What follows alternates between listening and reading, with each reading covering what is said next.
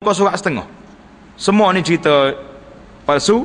Imam Suyuti sebut dalam ni, dia kata haza hadisun batilun, ini bukan mari daripada Nabi sallallahu alaihi wasallam. Rakabahu Muhammad ibnu Ali ibnu Abbas bin Abi Bakar bin Zayyad An-Naisaburi. Dia dikenal pasti nama mereka hadis palsu ni. Ni Muhammad ibnu Ali bin Abbas bin Abi Bakar ni. Wa anil lisan huwa zahirul butlan min ahadisit turuqiyah. Zahir hadis ni batal, hadis palsu. Dia ni ambil daripada puak-puak turuk, puak-puak tarekat ni buat hadis ni. Nak suruh orang kuat semaya. Cukup dah dengan hadis kafir orang tak semaya tu. Tak payah dia buat cerita-cerita yang macam ni. Sebab tidak baik kita buat cerita yang Nabi tak kata. Tanda daripada apa ni, muka surat 28 bahaya akibat tu letak di situ sampai ke muka surat 31. Dia kata apa tu? Semua tu hadis yang palsu belaka tu. Dan daripada Ibnu Abbas tu atau lain pula tu, sampai kepada Allah menyeksakannya, maka hari ini engkau akan putus dari rahmat Allah. Benda tu bagus kalau kita tengok. Kenapa Ustaz? Ini nak menakut orang tak semaya. Tapi jangan sandarkan Nabi. Sebab Nabi tak kata. Nabi kata berat dah depan tu. Kafir. Ada lebih berat pada kafir? Tak perlu cakap lagi lah. Tengok ni, dari Ibnu Abbas dia kata apa tu. Tengok bintang yang pertama di bawah. Ada bintang pertama, tengok bintang pertama, bintang satu di bawah tu. Dia kata hadis ini belum pernah saya temui dalam mana-mana sumber lain. Kerana itu perawi hadis ini tidak menyandarkan kepada Nabi. Jadi hadis ni pun tidak mari daripada Nabi juga. Pakos itu. Dan dari Nabi pada suatu hari. Tengok dua titik di bawah. Walaupun hadis ini memiliki pengertian yang benar, namun penulis buku ini tidak mempositif pada Nabi, mana dia tak sandarkan Nabi. Jadi maknanya tak jumpa juga lah tu. Ini kita kena cerita. Hadis yang ketiga tu, menurut riwayat hadis yang disebutkan bahawa pertama sekali yang dikelihatan berwarna hitam pada muka manusia pada hari kiamat. Siapa tak maya muka dia jadi hitam macam ni. Tengok nombor titik 3 di bawah. Hadis ini maudhu', hadis palsu itu. Dhaif atau maudhu', hadis palsu. Cukuplah, kita tak perlu baca riwayat-riwayat yang tidak sabit daripada Nabi sallallahu alaihi wasallam. Kemudian suatu riwayat Israiliyah. Apa makna riwayat Israiliyah itu tanda? Riwayat yang diambil daripada Bani Israel, diambil daripada Ahlul Kitab. Jadi Nabi kata sallallahu alaihi wasallam, riwayat Bani Israel ini hadisu an Bani Israel wala haraj. Ambil cerita dia tak apa, tapi mu jangan percaya dia, mu jangan berlawak. Jadi buat apa kita nak ambil? Tak boleh percaya, kata Nabi sallallahu alaihi wasallam. Jadi cerita Israel itu banyak. Hikayat yang lain pula. Jadi anak tak berani sungguh bila tengok benda-benda yang pelik macam ni, kita tidak berani. Hikayat yang lain pun sama jugalah, kita tinggalkan. Kita pergi kepada hadis yang seterusnya yang sahih. Muka surat 33, seksaan bagi orang yang salat dengan cepat. Ini bahaya ni. Orang salat dengan cepat, tak ada tamakninah dalam salat. Apa jadi? Menurut riwayat ahli tafsir, firman Allah Ta'ala yang berbunyi, fawailul lil musallin allazina hum an salatihim sahun. Artinya maka celakalah bagi orang-orang yang salat, yang lalai dari salat mereka. Jadi tadi dalam ayat pertama tadi ahli tafsir kata orang yang lalai di sini maknanya dia terlupa salat sampai masuk keluar waktu. Hak ni pula tafsir yang kedua kata maksud dari ayat tersebut iaitu bagi mereka yang mematuk salat, iaitulah yang tidak menyempurnakan rukuk dan sujudnya. Dia salat seperti patuk ayam. Kena salat patuk ayam? Salat patuk ayam kena? Gini patuk ayam, dia tak, ayam dia ada berit. Mana dia ada berhenti patut dia naik? Tak ada. Tu itik, nama dia ada menyudu. Kalau kata salat itik boleh kira. Itik dia berit dulu, dia sudu dulu. Cuma dia gonyang-gonyang lambat, duduk tak tamakninah sikit. Tapi ayam pak gini, gerak. Jadi orang yang tak ada tamakninah dalam salat ni, dia panggil salat patuk ayam.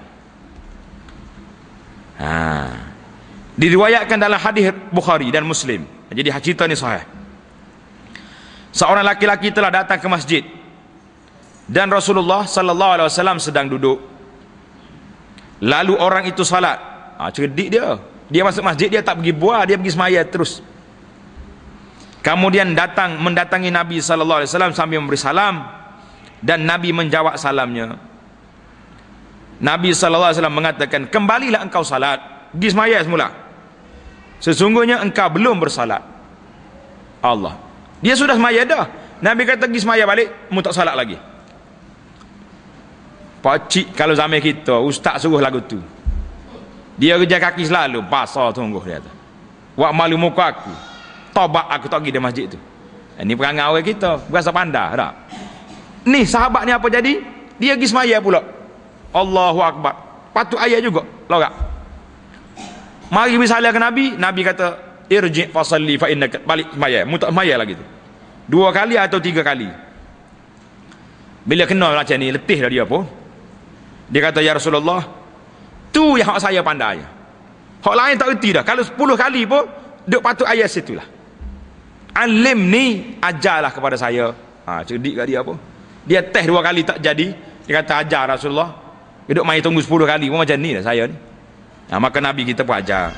Iza qumta ila salati fakabbir, summa qra' ma tayassara ma'aka minal Qur'an, summa rka' hatta tatma'inna raki'a, summa rfa' hatta ta'tadila qa'ima, summa sujud hatta tatma'inna sajida, summa jlis hatta tatma'inna jalisa, summa sujud hatta tatma'inna sajida, waf'al zalika fi salatika kulliha. Rawahul Bukhari wa Muslim.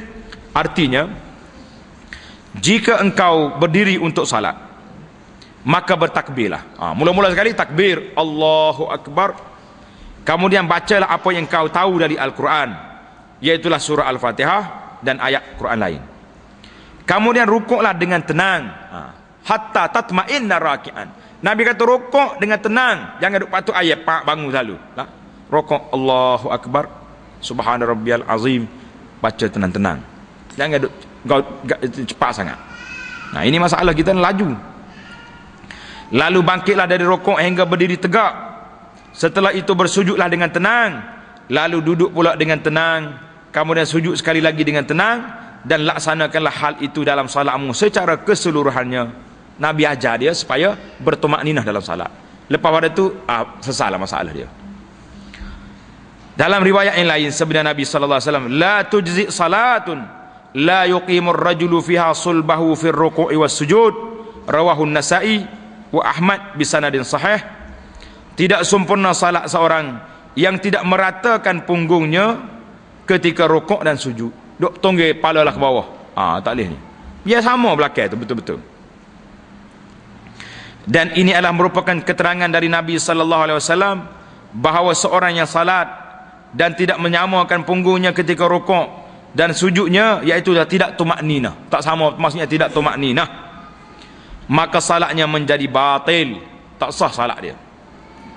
Dan yang demikian pada salat fardu, termasuk tumakninah, bersikap tenang, iaitu meletakkan setiap anggota pada tempatnya.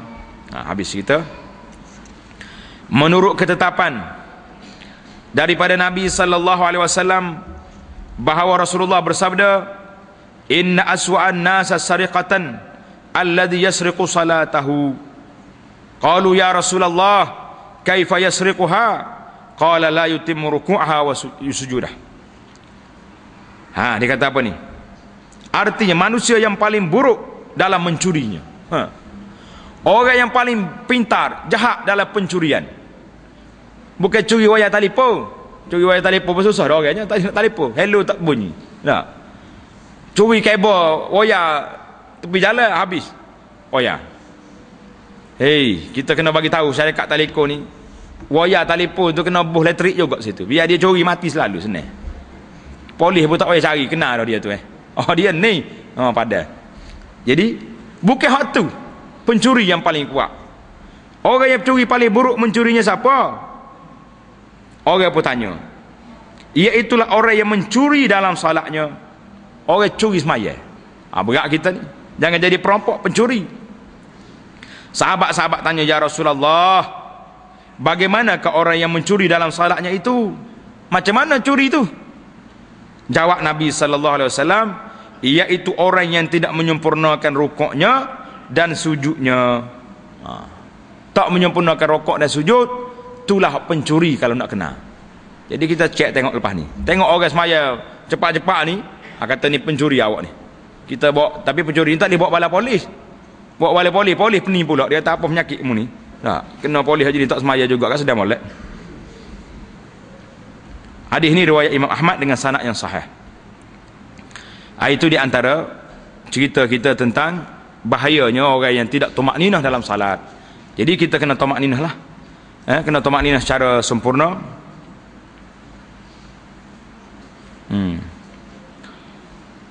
Tengok cerita ini. Nabi SAW cerita kepada kita, suatu hari Nabi kita tengok sahabat dia ni lambat sembahyang. Nabi kata apa? Tilka salatul munafiq. Berat ni. Tilka salatul munafiq. Itulah salat orang munafik yang duduk memerhatikan matahari. Dia duduk tunggu tepi jalan. Pukul orang lalu tanya, pukul berapa dah? Pukul 6 petang. Baru pukul 6. Mari lah duduk tolak tuduh botol lagi. Contohlah. Ni duduk main tuduh botol banyak luar tu. Ingat molek sikit. Melalu orang lain pula, pukul apa? 6:30. Lambat lagi. Bila dekat-dekat nak maghrib, sibuk lagi balik. Setengah orang ni jenis kerja. Kenapa tak berhenti salat asar tu? Kira berhenti sekaligus lalu dah. Sudah kita sipai bagai, kita mandi maya asar sekali dengan gorik lalu. Apa jadi orang ni? Nabi kata itulah salatnya orang munafik yang duduk memerhatikan matahari. Munafik ni duduk tengok matahari. Maka apabila berada pada dua tanduk syaitan, matahari dah tunduk dah. Dah nak jatuh dah duduk atas tanduk syaitan dah, maka ia berdiri dengan mematuk sebanyak 4 kali dan ia tidak mengingat Allah Ta'ala kecuali sedikit. Orang semaya patuk ni, nak habis waktu ni, inilah semaya orang munafikin, kata Nabi SAW. Allahu Akbar. Kita terus pergi ke muka surat 38. Hadis Nabi SAW minta supaya kita apa ni? Supaya kita sujud. Sujud kita ni di atas beberapa 7 anggota. Bila kita sujud, kena turun semua 7 anggota ni. Muka, dahi dia. Nabi kita isyarat kepada hidung, tak sini. Biar dahi rapat dengan hidung. Kalau ada cermin mata besar, buang. 2 tapak tangan, biar duduk rapat atas lantai. Ada setengah orang ni tak. Tangan dia terbalik duduk ini. Tak boleh. Kena terbuka gini atas lantai. 2 tangan ni wajib ni, rukun kena tak situ. Kedua belah lutut kita biar rapat atas lantai. Kedua belah hujung jari kaki. Hak ni kalau kita cek seorang-seorang datang masjid hari ni, ramai yang tak lulus. Kaki jari tu tak boleh jari terangkat waktu kita sujud. Mana kalau kaki kita duduk gini tak rapat dengan lantai, terangkat, tak sah sembahyang. Ataupun orang yang tak sakit kaki dia boleh lipat, dia tak lipat, dia duduk gini. Sepatutnya lipat, perut jari duduk sini kan, dia gitok kat belakang ni, tak jadi.